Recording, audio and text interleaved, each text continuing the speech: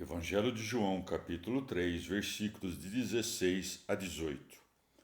Porque Deus amou de tal modo o mundo que lhe deu seu Filho unigênito, para que todo o que crê nele não pereça, mas tenha a vida eterna.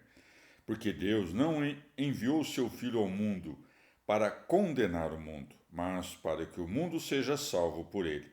Quem nele crê não é condenado, mas quem não crê já está condenado, porque não crê no nome do Filho unigênito de Deus. Palavra da salvação.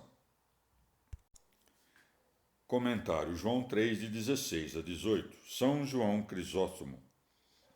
Quando nosso Senhor disse: importa que seja levantado o Filho do Homem, estava a indicar veladamente a própria morte. Não se quedasse Nicodemos contristado e o não tivesse por um homem comum, cuja morte resultaria inútil. Nosso Senhor, pois, retifica-lhe o pensamento, ao ensiná-lo que o Filho de Deus será entregue à morte e que essa mesma morte tornar-se-á a causa da vida eterna. Porque Deus amou de tal modo o mundo que lhe deu seu Filho unigênito, para que todo o que crê nele não pereça, mas tenha a vida eterna. Como a dizer: não te admires de que me cabe o ser levantado na cruz em proveito da tua salvação, porquanto o Pai, que nos amou a ponto de entregar o próprio Filho nas mãos desses ímpios servos, assim houve por bem. Porque Deus amou de tal modo o mundo.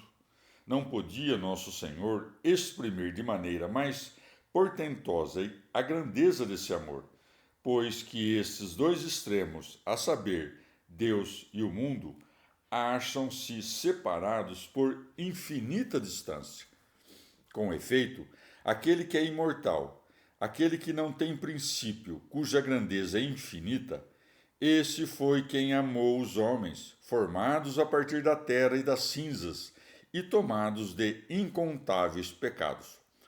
O que se segue exprime ainda mais fortemente esse mesmo amor. Com efeito, não entregou um servo, nem um anjo, tampouco um arcanjo, mas o próprio Filho.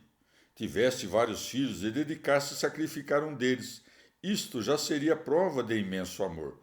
Mas nos entregou o seu Filho único, diz São João, portanto, seu Filho unigênito. Numerosas almas, aqui preguiçosas e fracas, com o fito de a não mais transgredirem e de se entregarem a muito profunda indiferença, abusam da misericórdia de Deus e se firmam nessas palavras do Salvador a declarar que não há geena, que não há punição e que o Senhor perdoa-nos a nós todos os pecados. É prudente lembrar, contudo, que há dois adventos de nosso Senhor. O primeiro, que já se cumpriu, e o segundo, que haverá de suceder mais tarde. Naquele, ele veio não a julgar, mas a perdoar-nos os pecados.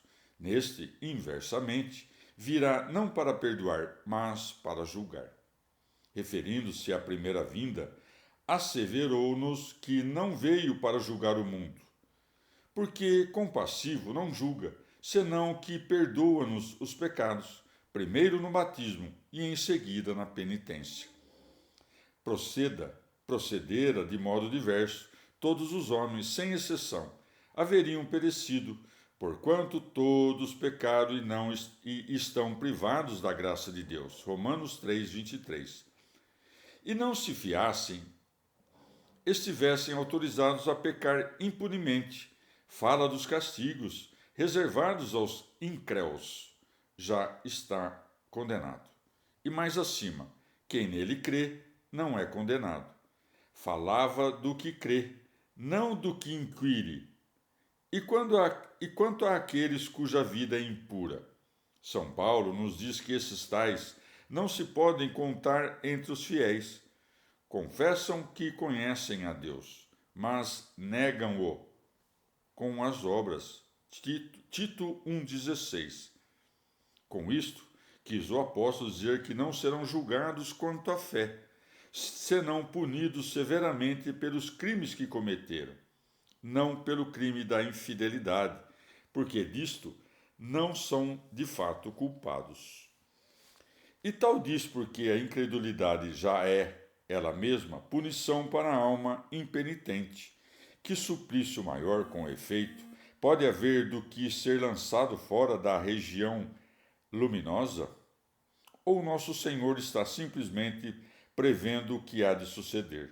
De fato, o homicida, mesmo antes de passada a sentença, já está condenado pela natureza do crime que cometeu. E do mesmo modo, como com o incréu.